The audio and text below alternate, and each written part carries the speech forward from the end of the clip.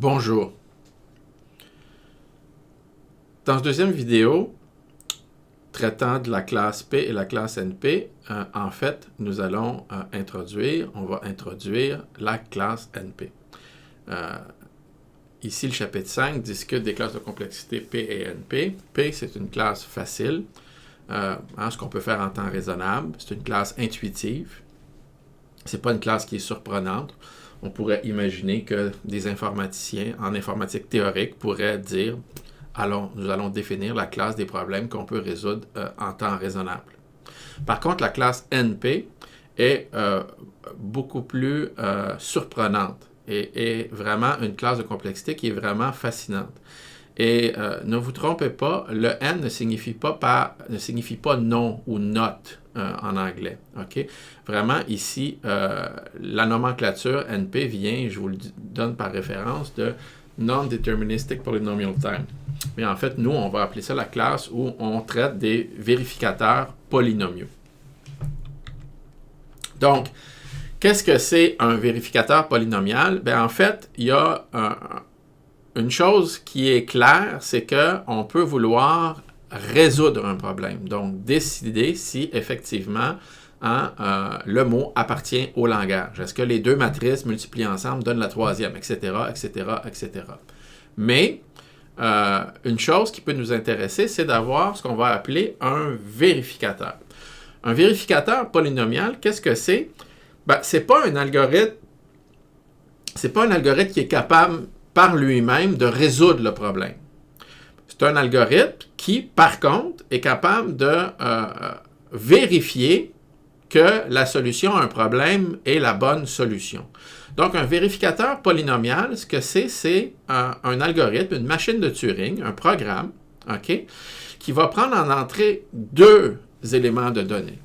Et donc, il y a un mot qui nous intéresse, un mot W, et on veut savoir si le mot appartient au langage. Et ce que le programme va recevoir, c'est le mot et un indice C. Okay? L'indice C, on va appeler ça un certificat, une preuve, un témoin, un argument, un aide, etc. Vraiment, C, c'est finalement l'indice qui va permettre au vérificateur de vérifier si, effectivement, C est un argument correct qui lui permet de conclure que W appartient à elle.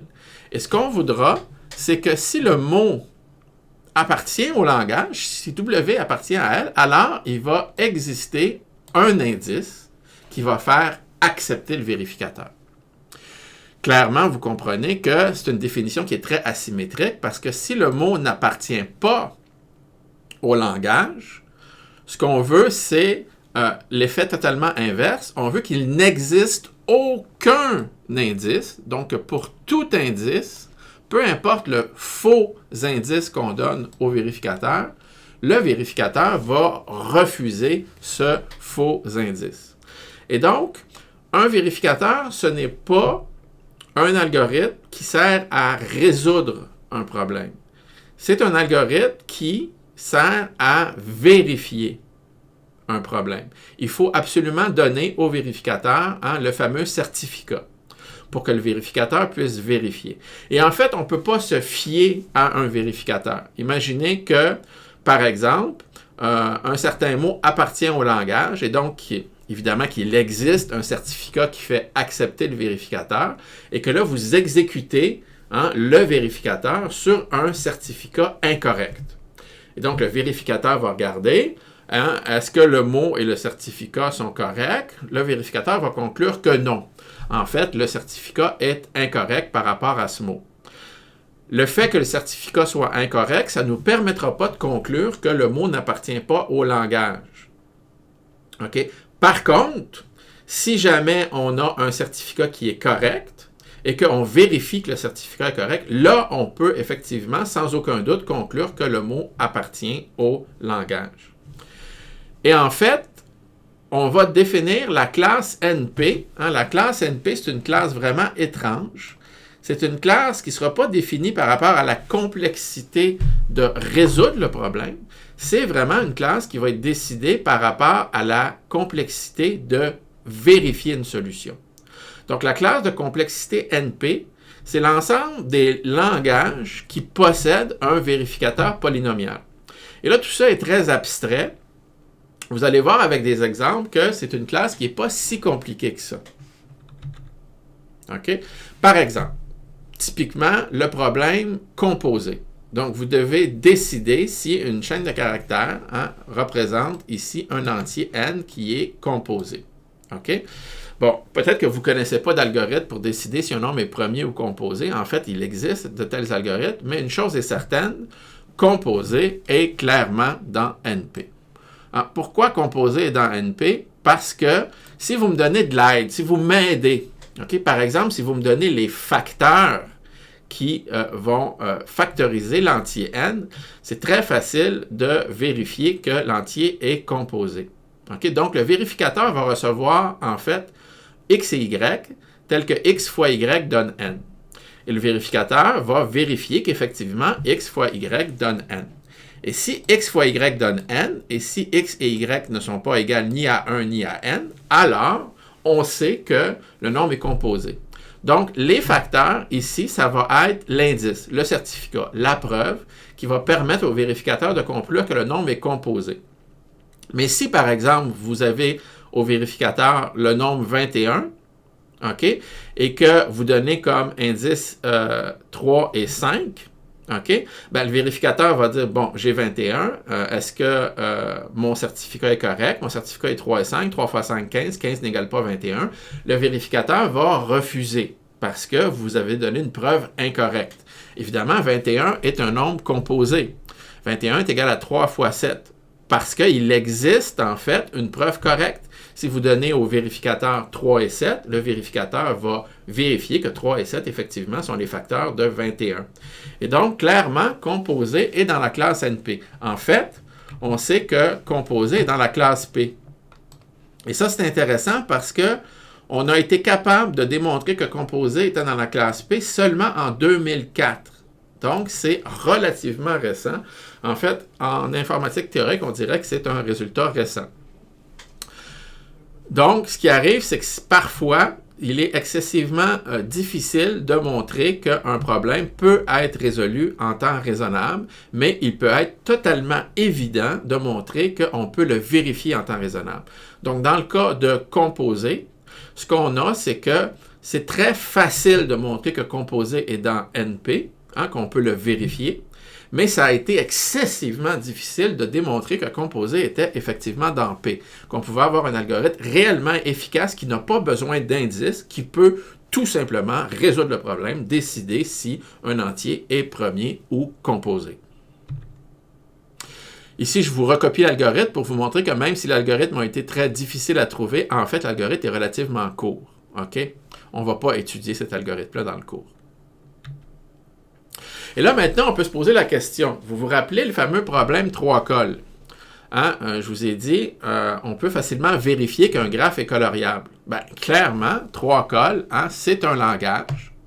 C'est un langage, problème de décision. Vous avez un graphe, vous devez décider est-ce que oui ou non, il est 3 coloriable.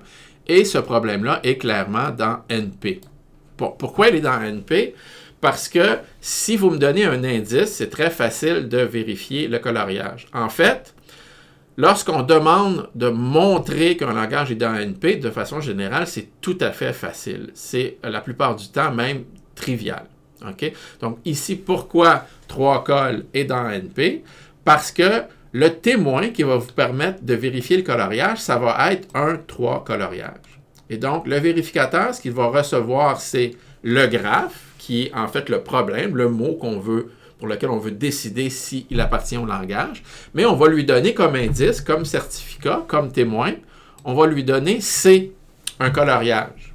Alors, le vérificateur, lui, ce qu'il va faire, c'est qu'il n'a qu'à vérifier le coloriage. Et si effectivement le graphe est coloriable et que vous donnez un coloriage adéquat et correct, eh bien, votre vérificateur va, en temps tout à fait raisonnable, vérifier que le coloriage est correct et va accepter.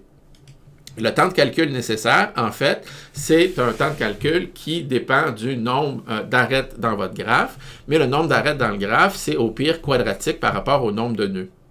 Et donc, si W appartient à 3 cols, si le graphe est 3 coloriable, il va exister un coloriage qui fait accepter le vérificateur. Par contre, c'est excessivement important pour montrer que le langage est dans NP. Il faut que si le graphe n'est pas 3 coloriable, si le mot n'appartient pas au langage, si le graphe n'est pas 3 coloriable, il faudra que peu importe le coloriage bidon que vous donnez au vérificateur, il faudra que le vérificateur rejette ce coloriage.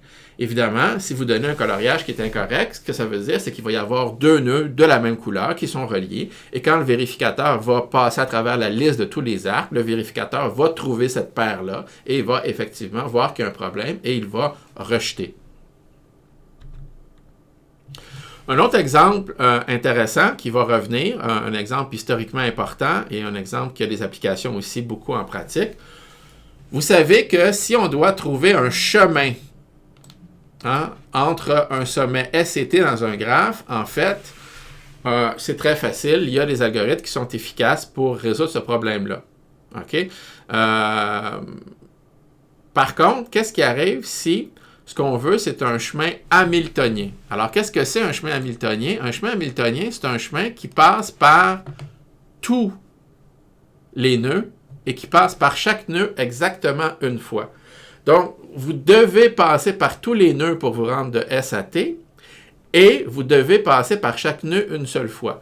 On pourrait imaginer, il y a des versions de ce problème-là qui sont beaucoup plus concrètes en pratique. On pourrait imaginer, par exemple, un groupe de musique rock qui veut faire une tournée d'un certain nombre de villes et le groupe rock veut passer par toutes les villes et il veut passer par chaque ville une seule fois. Il y a des versions même où on va ajouter des coûts, etc. C'est un problème qui peut devenir très concret et très pratique. Mais dans sa version de base, dans sa version en fait la plus simple, la plus édulcorée, la plus réduite, le problème, c'est le problème suivant.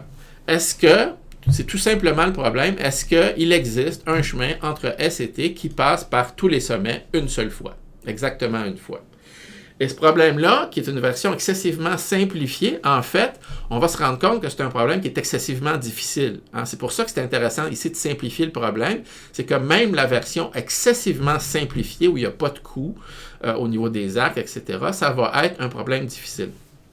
Par contre, ce problème-là, circuit chemin hamiltonien, le problème de chemin hamiltonien, même si c'est un problème excessivement difficile, est-ce qu'il est dans NP? Clairement, le problème est dans NP.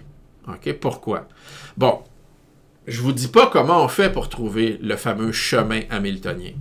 Mais une chose est certaine, si vous me donnez le chemin en indice, c'est très facile de vérifier que le chemin est effectivement hamiltonien. Il suffit de vérifier que le premier sommet, c'est S, que le dernier sommet, c'est T, et que, finalement, on passe une seule fois par chacun des sommets en suivant le chemin. Donc, ça peut être excessivement difficile, et en fait, c'est en général excessivement difficile de trouver un chemin hamiltonien pour un graphe qui est complexe, mais c'est très facile de vérifier. Donc, le problème, il est dans la classe NP. Il existe un vérificateur polynomial, un vérificateur efficace. Si vous lui donnez le bon indice, il pourra vous dire si, effectivement, l'indice est correct, permet de confirmer que le graphe possède un chemin hamiltonien. Mais là, c'est quoi le but du chapitre ici? Bien, en fait, on peut résumer le but du chapitre vraiment en une équation. Cette équation-là, ici, c'est probablement l'équation en informatique théorique la plus importante. L'équation dit simplement, est-ce que P est égal à NP? Donc, est-ce que la classe de complexité P, finalement, c'est la même chose que la classe de complexité NP? Dit autrement, est-ce que les langages qu'on peut vérifier efficacement, est-ce que les langages qu'on peut vérifier efficacement, est-ce qu'on peut en fait les décider efficacement? Clairement, la classe P est incluse dans la classe NP. Si vous êtes capable de trouver un vérificateur, je vous invite à réfléchir à la question. Si vous trouvez un vérificateur, c'est très facile de se convaincre que si le langage, en fait, il est facile, on va facilement avoir un vérificateur. En fait, la grande question ici, c'est est-ce que les langages qui possèdent un vérificateur, donc est-ce que NP, en fait, est-ce que ces problèmes-là, on peut, oui ou non, les résoudre de façon efficace? Et c'est un problème excessivement important, et au fur et à mesure du chapitre, vous allez vraiment comprendre pourquoi. Et premièrement, la grande raison, c'est qu'on connaît énormément de problèmes dans la classe NP, énormément de problèmes utiles, intéressants, concrets, dans tous les domaines de l'informatique. Et ces problèmes-là, on sait qu'ils sont dans la classe NP, mais pourtant, on n'arrive pas à trouver d'algorithme efficace pour les résoudre. Et là, on aimerait savoir pourquoi on n'arrive pas à trouver d'algorithme efficace pour les résoudre. Est-ce que c'est parce que c'est impossible? Est-ce que c'est parce que carrément la classe P, elle est différente de la classe NP? Ou est-ce que c'est parce qu'on n'a pas encore trouvé le bon truc, le bon algorithme, la bonne recette, la bonne technique? Et donc, la question, est-ce que P égale NP? C'est une question qui ça n'intéresse pas que les informaticiens informatiques théoriques, mais c'est une question qui peut avoir un énorme impact en pratique. Et c'est une question qui intéresse aussi les mathématiciens. Donc, le Clay Institute, le Clay Mathematical Institute, considère que c'est un des problèmes en mathématiques les plus importants. Et cet institut offre un prix de 1 million de dollars, 1 million de dollars à quiconque réussira à décider est-ce que P est égal à NP.